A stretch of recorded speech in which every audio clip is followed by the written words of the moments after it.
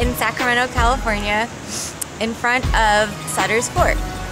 That's Sutter's window, right there. For those of you who don't know, here's a quick history lesson. Johann Sutter started his fort in the 1800s and is accredited for a lot of the first kind of gold rush stuff. Thank you for that history lesson.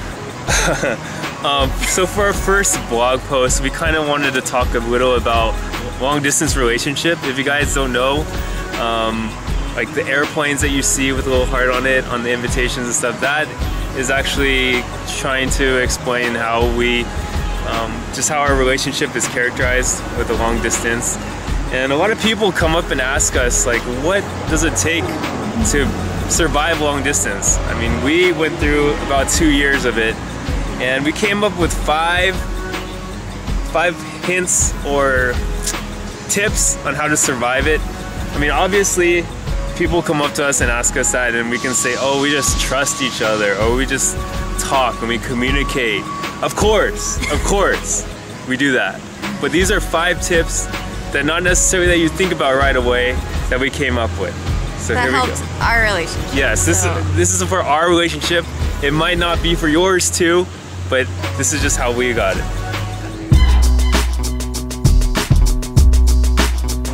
So for the first rule that we came up with, I'll reference a little bit of science and chemistry. Chemistry, we already went to history, now we gotta go to chemistry.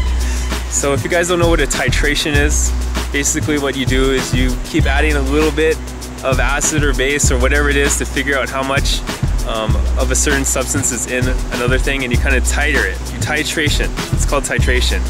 And what we kind of did with our relationship was we did a titration on how long it takes for us to be away from each other before we start getting a little bit antsy and a little bit, you know, a little missing each other too much, like beyond where... Cranky, yes. We start fighting. And we titered that to exactly about 6 weeks. So a month and a half. So we came up... Yes, at the most. We came up with this rule called the 6-week rule, where we actually pledged to see each other at least every 6 weeks throughout the 2 years that we were long distance. And that kind of helped us, it gave us small goals to get to, and it helped us along the way. So for your relationship, if you want to titer yourself, I mean, it might be 4 weeks, it might be 2 weeks, whatever it is. Ours was 6 weeks. That helped a lot.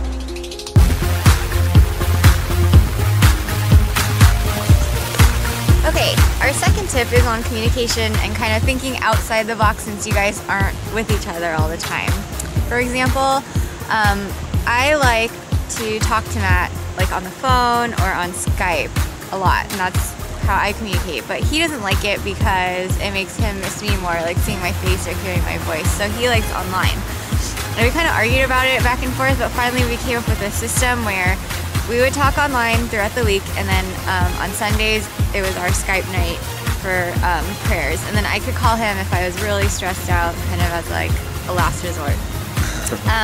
And the other thing is kind of like gifting and trying to be there for each other when you're not exactly there. So you have to be creative, and I sent a lot of care packages, and Matt actually one time when he visited, he hid a care package in my room. Under her bed. Under my bed, so that when I missed him a lot, he said, he kind of surprised me and said, okay, well, look under your bed. And he had like a care package already there for me, so. Yeah.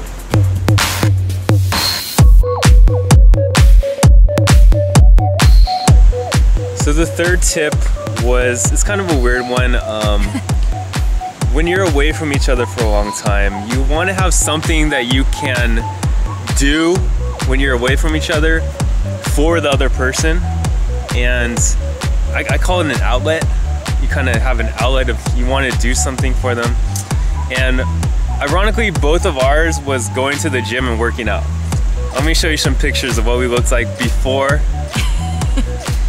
And then we worked out when we missed each other, and after. So as you guys can see, there's a big change. I kind of felt like if I was working out for her and losing weight, then she would like it more. Same same with me. Guys are visual people, so hey, you might as well look good when you do get to see each other for that little bit of time. So it's kind of important to have an outlet, some way that you can serve the other person when they're not there. And that was mine, and ours, yeah.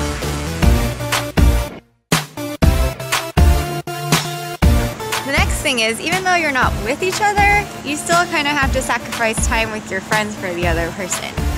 So all my friends knew when we went out on Friday night, I would always cut out early to go talk to Matt, or Sundays, if we were studying or something, it'd be like Skype night at like 10 or 11. So Stacy, Amy, they all know, and Jen Hong, because she's doing long distance too.